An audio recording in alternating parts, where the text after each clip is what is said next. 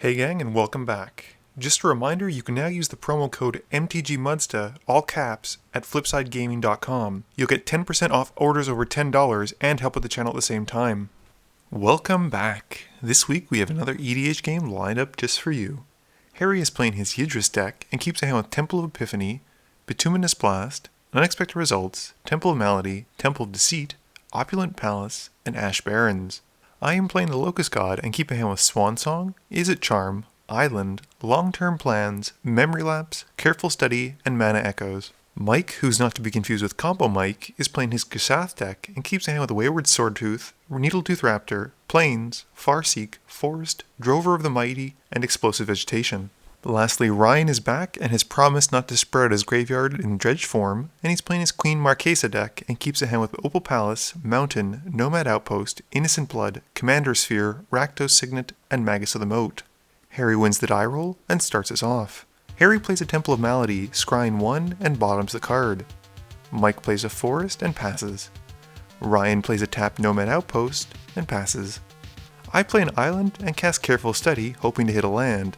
Naturally, I don't, and I pass to Harry. Harry casts Burgeoning and plays a Temple of Epiphany. He scries and keeps the card on top.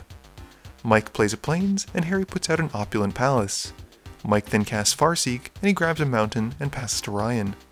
Ryan plays an Opal Palace, and Harry plays a Temple of Deceit, but knows what's on top, so he keeps it there. Ryan then casts a Rakdos Signet, and he passes to me. I risk the biscuit keeping such an opener, and fail to draw a land, so I pass to Harry. Harry cycles Ash Barrens to find a forest and plays it. Harry then casts Yidris and passes to Mike. Mike plays a forest and casts Explosive Vegetation, grabbing 2 basics. Ryan plays a mountain and casts Coalition Relic. I draw for turn and still don't have a land, so I discard Long-Term Plans and pass to Harry. Harry plays Temple of Abandon, having now played all but 2 of his accessible scry lands, and bottoms the card. Moving to combat, Yidris hits me for 5. Harry then moves to his second main phase and casts Unexpected Results. He cascades first, and Harry hits Putrefy off the top, blowing up Ryan's relic. Harry then shuffles his library for Unexpected Results and reveals Bloodbraid Elf, casting it. This lets him cascade again, and Harry reveals until he hits Brainstorm and casts Brainstorm. Mike casts a Commander Sphere for his turn and follows up with a Drover of the Mighty before passing to Ryan. Ryan also has no land for turn, so he instead decides to punish the table by casting a Static Orb. I finally draw that sweet second land, which kind of pales in comparison to Harry's side of the table, and I drop Wandering Fumarole. Harry gets to put out a command tower from his Burgeoning trigger, and I pass to Harry. On his untap, Harry is only able to untap Temple of Abandon and Yidris, and he draws for turn. He plays a Shivan Reef and moves to combat, swinging the elf at Ryan for 3. Mike untaps 2 basics and floats 1 mana from his sphere before sacrificing to draw a card. He finds and plays a Forest and passes to Ryan. Ryan untaps 2 of his lands and casts his own Commander Sphere before passing turn. I only have to use 1 of the untaps, I'm just that good. I then draw a card and discard Opposition before passing turn. Harry untaps 2 of his temples and draws for turn. He then moves to combat and swings Yidris at Ryan. During Harry's second main phase, he casts Rishkar's Expertise, which triggers a cascade, and Harry goes until he hits Spring. For simplicity's sake, he grabs one of the swamps he's revealed and shuffles his library. Harry then draws 5 cards and casts Maelstrom Pulse for free. This lets him cascade into Noxious Revival, and he targets his Expertise. I respond by casting Misdirection for free, exiling Memory Lapse, and have it target my Reforge the Soul to put it back on top of my library. Harry then has the Pulse blow up Ryan's Static Orb, and with nothing else, he passes turn. Mike plays a Plains and casts Aurelia the War Leader. He then drops Needletooth Raptor and moves to combat. He swings Aurelia at Harry for 3, and Mike then moves to his second main phase, and he untaps his Drover and Aurelia and moves to his second combat step. He hits Harry once more and passes to Ryan. Ryan plays a Plains, and Harry plops out a Forest for his Burgeoning trigger. Ryan then casts Mastermind's Acquisition and tutors for a card in his library. Ryan then casts what he found, Rest in Peace, and passes turn. On my turn, I draw and Miracle Reforge the Soul, forcing us all to discard our hands, which are subsequently exiled because of Rest in Peace, and draw 7. Thankfully I draw a land, and I play an Island, and Harry plays one as well. Harry untaps and moves straight to combat, swinging Yidris at Ryan. Moving to his second main phase, Harry casts Soul Ring, and knowing he has nothing that costs 0, he shuffles all the cards he reveals, i.e. his library, into a random order.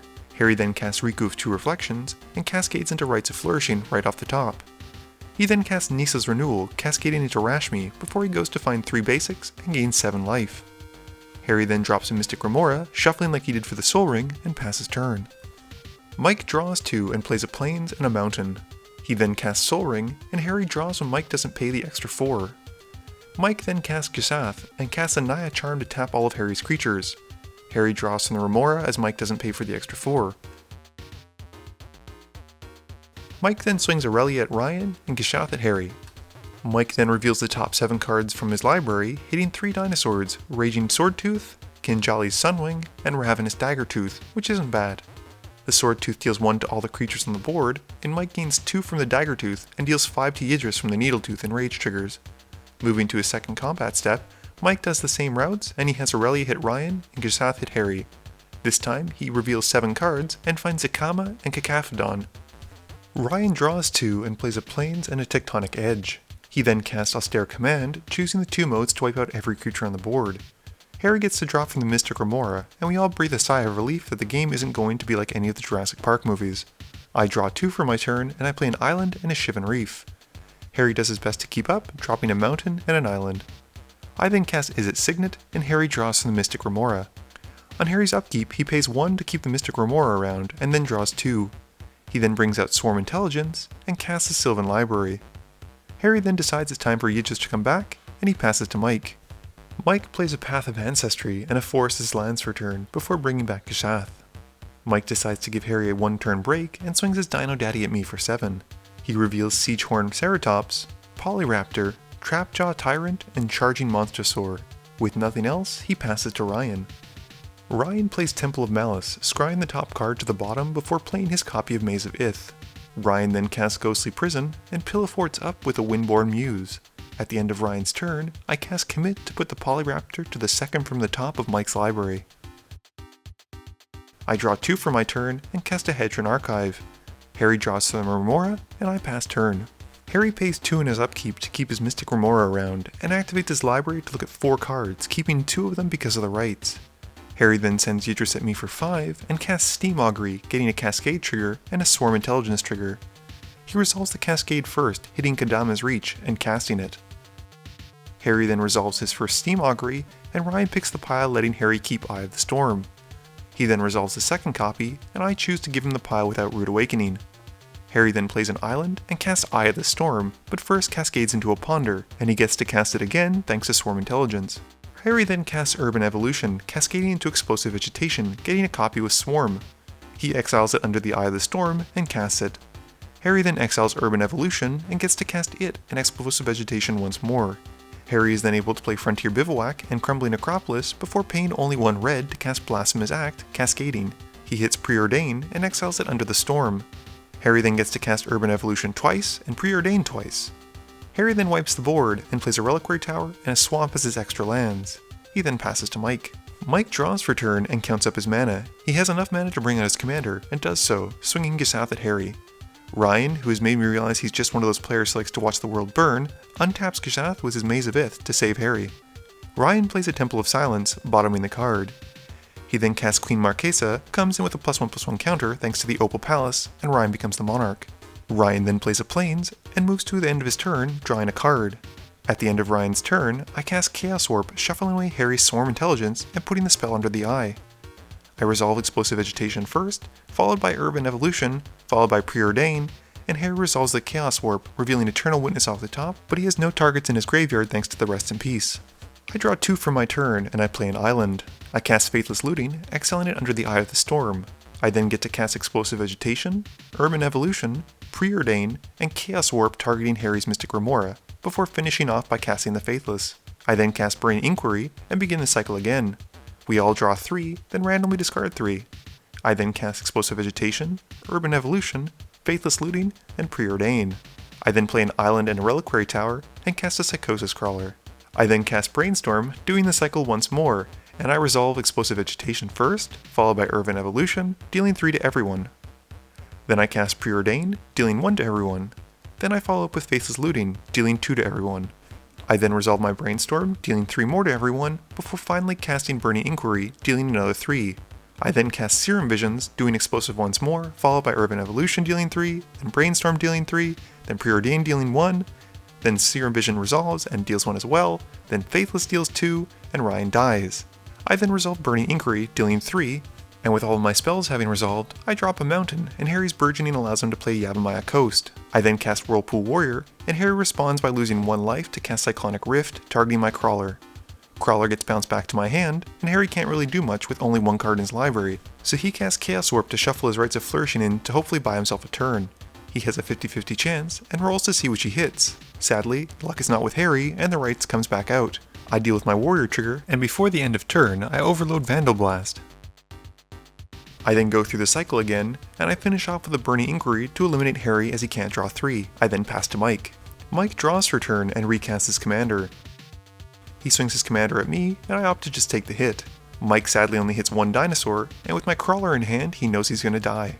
For my turn, I recast the Psychosis Crawler, and activate the Whirlpool Warrior's ability, dealing more than enough to take Mike out of the game. Game review time.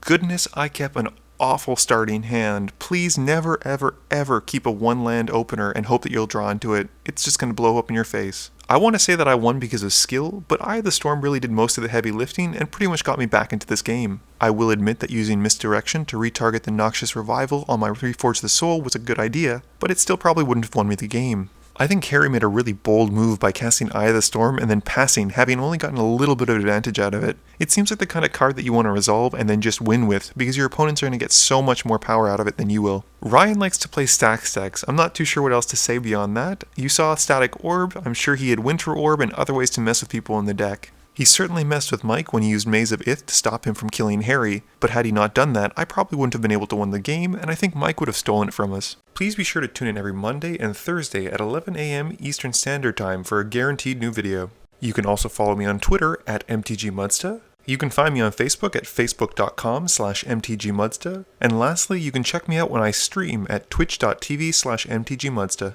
This video is brought to you in part by support from my Patreons. If you're looking for a way to help out the channel, please be sure to visit my Patreon link below. Thank you all for watching this video, and don't forget, friends are just opponents you haven't eliminated yet.